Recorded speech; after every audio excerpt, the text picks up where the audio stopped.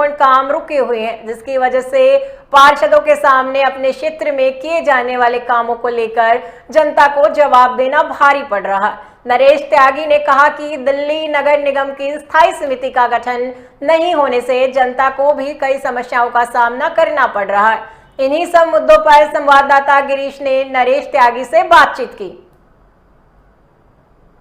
मौजूद है इस वक्त हम दिल्ली के छतरपुर वार्ड में, और यहाँ पर हमारे साथ आम आदमी पार्टी के पूर्व जिला अध्यक्ष जिला महरौली से जो आम आदमी पार्टी की कमान संभाले हुए थे नरेश त्यागी जी बने हुए हैं। इनसे हम पूछेंगे कि किस तरह से जो निगम के कामकाज हैं उनको किया जा रहा है। स्टैंडिंग कमेटी का अभी तक कोई गठन नहीं हुआ है, बावजूद इसके भी, क्योंकि इन्हीं की धर्मपत्नी है पिंकी त्यागी जी जो इस क्षेत्र से निगम पार्षद हैं। क्या कहेंगे त्यागी जी, किस तरीके से कामकाज किया जा रहा है? नमस्कार। देखिए, कामकाज जो पिछले 9 से 10 महीने का है उसके लिए अकॉर्डिंग, मतलब जो अभी तक जो चीज़ें हो रही हैं, जो हमको 75 लाख का बजट मिला है तो उसको बजट को एमसीडी का जो है उसको यूटिलाइज कर रहे हैं, लगवा रहे हैं।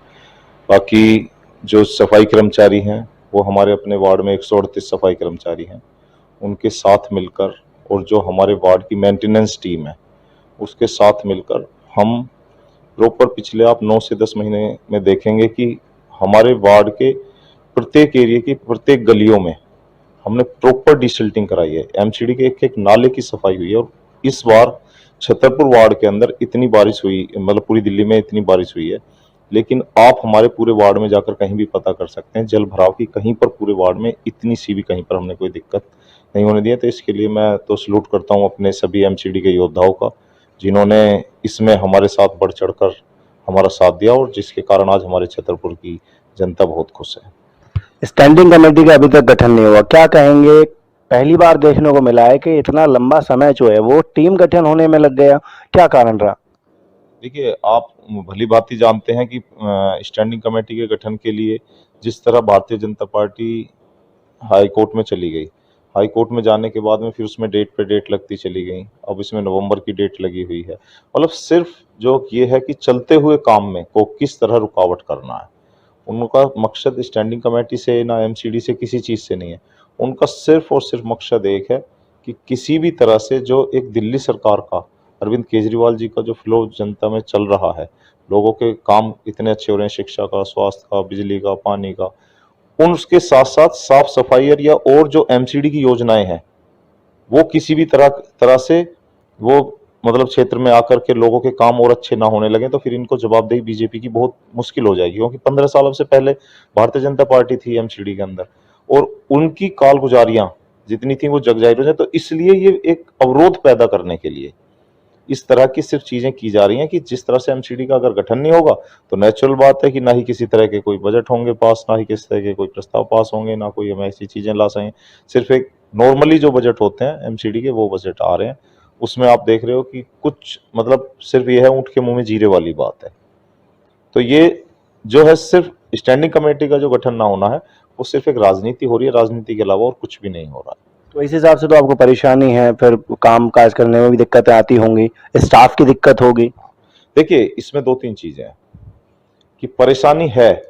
परेशानी ये बहुत बड़ी है कि हमें पता है कि मेरे यहाँ की ये गलियां बननी है, मुझे पता है कि मेरे यहाँ के ये साफ सफाई के इसके लिए मुझे इस चीजों के लिए मुझे पता है मेरे क्षेत्र में मुझे एफसीटीएस लगवाना है।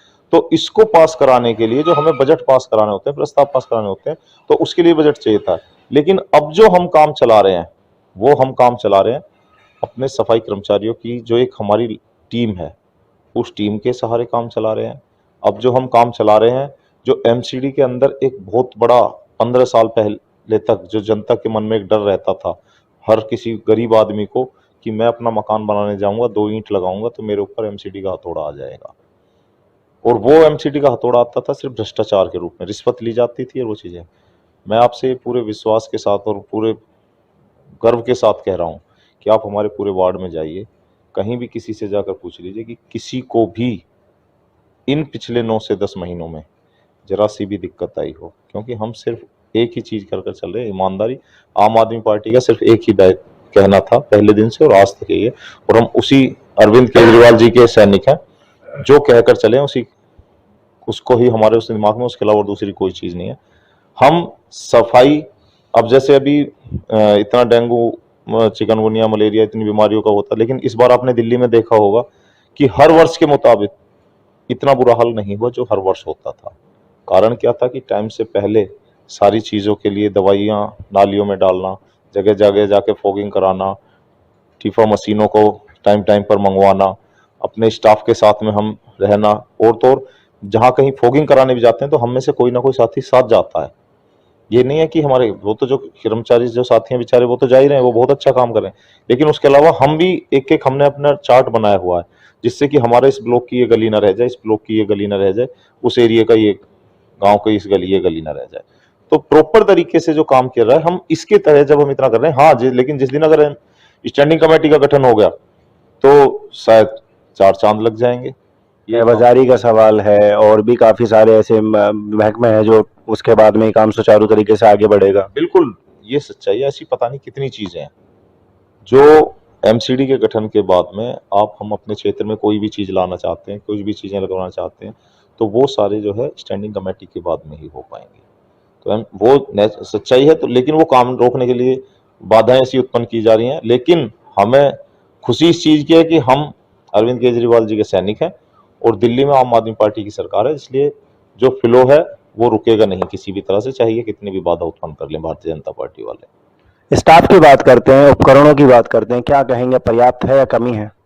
देखिए, कुछ चीजें तो अभी ऐसी हैं कि जैसे अगर मान लो जरूरत पड़ती है तो उसके लिए हम अपने जो हमारे यहाँ पे डीसी हैं उनसे मिल लेते हैं, उनसे जाकर बात करते हैं, अपनी बात रखते हैं। तो उसके जरिए क्या है कि जो जरूरत मतलब अर्जेंट बेसिस वाली चीजें हैं वो प्रोवाइड हो जाती हैं, तो कर्मचारियों को, साथियों को वो चीजें प्रोवाइड हो जाती हैं, उनसे काम चलता है। लेकिन हाँ, कुछ ना कुछ कमियां फिर भी रह जाती हैं।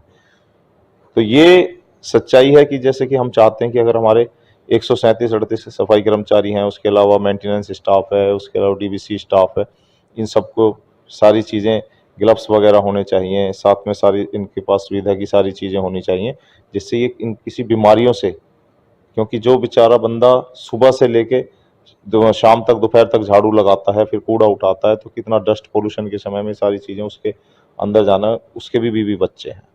तो अगर हम अपने उन भाई बहनों का ख्याल नहीं रखेंगे तो फिर क्या हो। तो ये कुछ चीजें हो रही हैं, लेकिन कुछ चीजों की और जरूरत है जो आने वाले समय में 100% आज नहीं तो कल होगी। लेकिन हमें विश्वास है कि जो इनका मतलब इतना उत्पाद भरा दिमाग है वो एक ना एक दिन बहुत बुरी तरह मार खाने वाला है, और बहुत जल्दी स्टैंडिंग कमेटी का जिस दिन गठन हो गया उस दिन हम अपने काम को बहुत अच्छी तरह से पूरा कर दिखाएंगे। प्रॉपर समाधान क्या लगता है आपको, क्या मतलब होना चाहिए जो इन तमाम चीजों से निजात मिल सके?